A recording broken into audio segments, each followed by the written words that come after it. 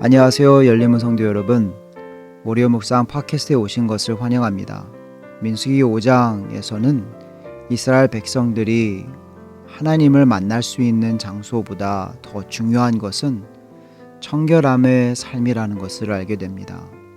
특별히 오늘 말씀 11절부터 31절을 통해서 공동체 안에서 일어나는 간음에 대한 심판에 대해서도 말씀하지만 간음에 대한 의심을 받은 여인에게도 필요한 기회를 주시는 하나님의 뜻을 볼 수 있습니다. 말씀 보시겠습니다. 여호와께서 모세에게 말씀하여 이르시되 이스라엘 자손에게 이르라. 남자나 여자나 사람들이 범하는 죄를 범하여 여호와께 거역함으로 죄를 지으면 그 지은 죄를 자복하고 그 죄값을 온전히 갚되 5분의 1을 더하여 그가 죄를 지었던 그 사람에게 돌려줄 것이요. 만일 죄값을 받을 만한 친척이 없으면 그 죄값을 여호와께 드려 제사장에게로 돌릴 것이니 이는 그를 위하여 속죄할 속죄의 순양과 함께 돌릴 것이니라. 이스라엘 자손이 거제로 제사장에게 가져오는 모든 성물은 그의 것이 될 것이라. 각 사람이 구별한 물건은 그의 것이 되나니 누구든지 제사장에게 주는 것은 그의 것이 되느니라. 여호와께서 모세에게 말씀하여 이르시되 이스라엘 자손에게 말하여 그들에게 이르라. 만일 어떤 사람의 아내가 탈선하여 남편에게 신의를 저버렸고 한 남자가 그 여자와 동침하였으나 그의 남편의 눈에 숨겨 드러나지 아니하였고 그 여자의 더러워진 일에 증인도 없고 그가 잡히지도 아니하였어도 그 남편이 의심이 생겨 그 아내를 의심하였는데 그의 아내가 더럽혀졌거나 또는 그 남편이 의심이 생겨 그 아내를 의심하였으나 그 아내가 더럽혀지지 아니하였든지 그의 아내를 데리고 제사장에게로 가서 그를 위하여 보리 가루 10분의 1 에바를 헌물로 드리되 그것에 기름도 붓지 말고 유향도 두지 말라. 이는 의심의 소재요 죄악을 기억나게 하는 기억의 소재라. 제사장은 그 여인을 가까이 오게 하여 여호와 앞에 세우고 토기에 거룩한 물을 담고 성막 바닥에 티끌을 취하여 물에 넣고 여인을 여호와 앞에 세우고 그의 머리를 풀게 하고 기억나게 하는 소재물 곧 의심의 소재물을 그의 두 손에 두고 제사장은 저주가 되게 할 쓴 물을 자기 손에 들고 여인에게 맹세하게 하여 그에게 이르기를 내가 내 남편을 두고 탈선하여 다른 남자와 동침하여 더럽힌 일이 없으면 저주가 되게 하는 이 쓴 물의 해독을 면하리라. 그러나 내가 내 남편을 두고 탈선하여 몸을 더럽혀서 내 남편 아닌 사람과 동침하였으면 제사장이 그 여인에게 저주의 맹세를 하게 하고 그 여인에게 말할지니라. 여호와께서 내 넓적다리가 마르고 내 배가 부어서 내가 내 백성 중에 저주거리 맹셋거리가 되게 하실지라. 이 저주가 되게 하는 이 물이 내 창자에 들어가서 내 배를 붓게 하고 내 넓적다리를 마르게 하리라 할 것이요. 여인은 아멘 아멘 할지니라. 제사장이 저주의 말을 두루마리에 써서 그 글자를 그 쓴 물에 빨아 넣고 여인에게 그 저주가 되게 하는 쓴 물을 마시게 할지니 그 저주가 되게 하는 물이 그의 속에 들어가서 쓰리라. 제사장이 먼저 그 여인의 손에서 의심의 소재물을 취하여 그 소재물을 여호와 앞에 흔들고 제단으로 가지고 가서 제사장은 그 소재물 중에서 한 움큼을 취하여 그 여자에게 기억나게 하는 소재물로 제단 위에 불사르고 그 후에 여인에게 그 물을 마시게 할지라. 그 물을 마시게 한 후에 만일 여인이 몸을 더럽혀서 그 남편에게 범죄하였으면 그 저주가 되게 하는 물이 그의 속에 들어가서 쓰게 되어 그의 배가 부으며 그의 넓적다리가 마르리니 그 여인이 그 백성 중에서 저주거리가 될 것이니라. 그러나 여인이 더럽힌 일이 없고 정결하면 해를 받지 않고 임신하리라. 이는 의심의 법이니 아내가 그의 남편을 두고 탈선하여 더럽힌 때나 또는 그 남편이 의심이 생겨서 자기의 아내를 의심할 때에 여인을 여호와 앞에 두고 제사장이 이 법대로 행할 것이라. 남편은 무죄할 것이요 여인은 죄가 있으면 당하리라.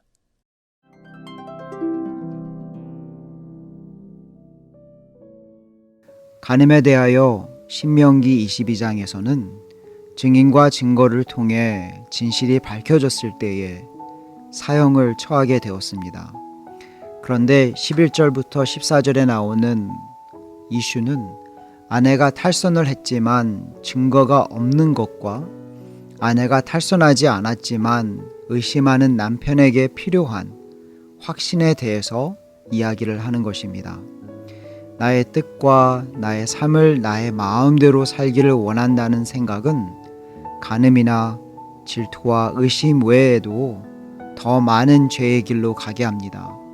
죄의 길에서도 되돌아설 수 있는 것은 나는 하나님의 백성이므로 나만을 위한 삶에서 하나님의 나라를 위한 삶으로 나아갈 때에 우리는 극복하고 나갈 수 있다라는 것입니다.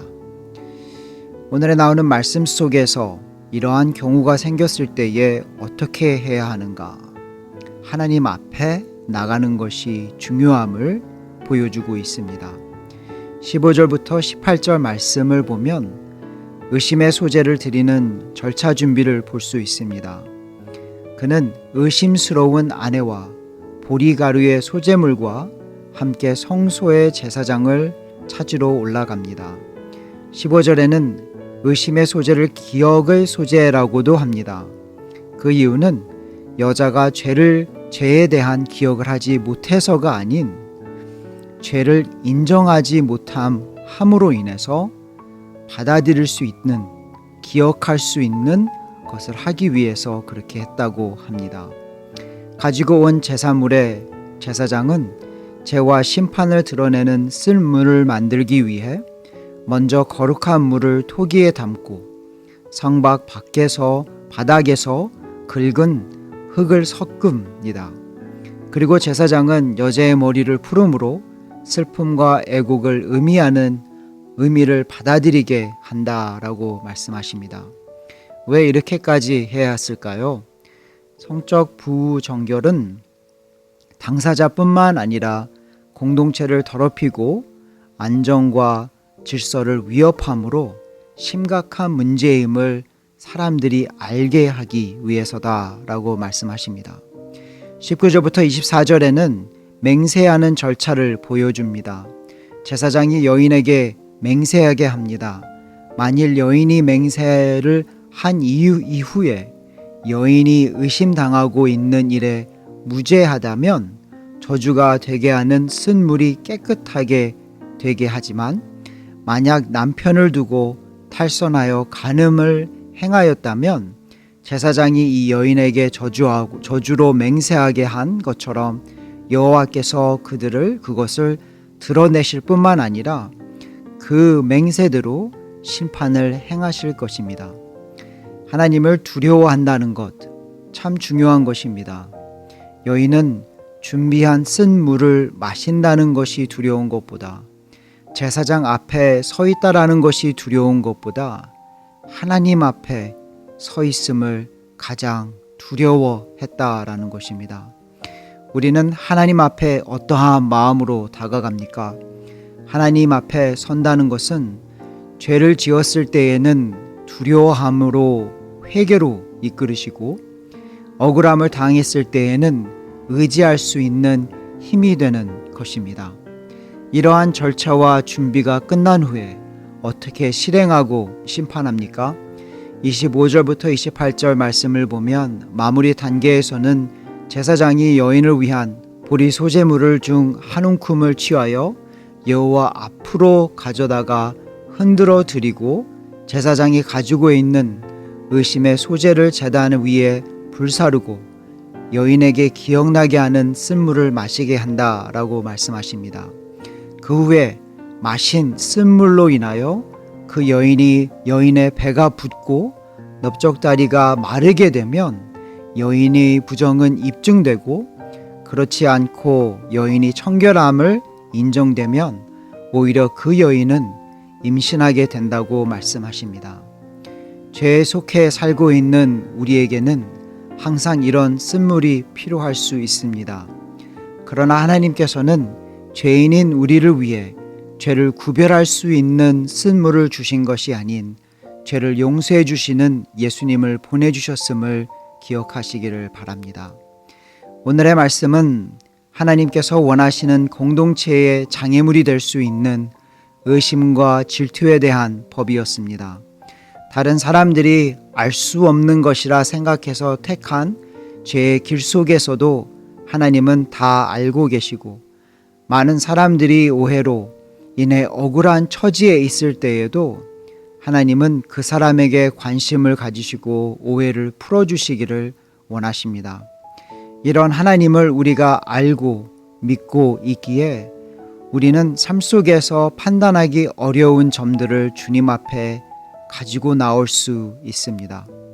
그리고 하나님의 뜻에 따라 제사장들이 진실을 소중히 여기는 것에 노력했던 것과 같이 우리도 항상 진실을 소중히 여기는 삶을 위해 더욱 노력할 때에 이 공동체는 더욱 하나님께서 원하시는 공동체가 될 줄 믿습니다.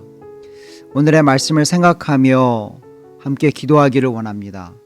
더욱이 저희 공동체를 위해서 기도해 주셨을 때에 열림은 교회가 예수님만을 주인 삼고 서로 사랑하기에 힘쓰며 함께 하나님의 나라를 세워가는 아름다운 공동체가 될 수 있도록 기도해 주시고요.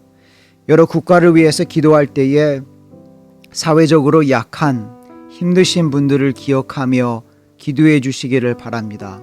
억울함을 받은 사람들, 또 진실이 필요한 사람들, 도움의 손길이 닿지 않는 그러한 사람들을 위해서, 그러한 분들을 위해서 우리가 받은 은혜를 전할 수 있도록 주님 움직여 주시옵소서라는 마음으로 함께 기도해 주시고요. 마지막으로 열방을 위해서 기도할 때에 우리가 잘 알고 계시는 김진영, 김은영 협력 선교사님을 위해서 기도해 주시기를 바랍니다. 김은영 선교사님은 10년 전 식도암 수술 후에 최근에 3개의 구멍이 생겨 1월 5일에 수술을 받았습니다. 잘 회복하실 수 있도록, 또 계속해서 맡겨진 실크 웨이브 미션 사역에 잘 감당할 수 있도록 우리 한 목소리로 한 마음으로 기도하신 후에 개인의 기도 시간을 갖기를 원합니다.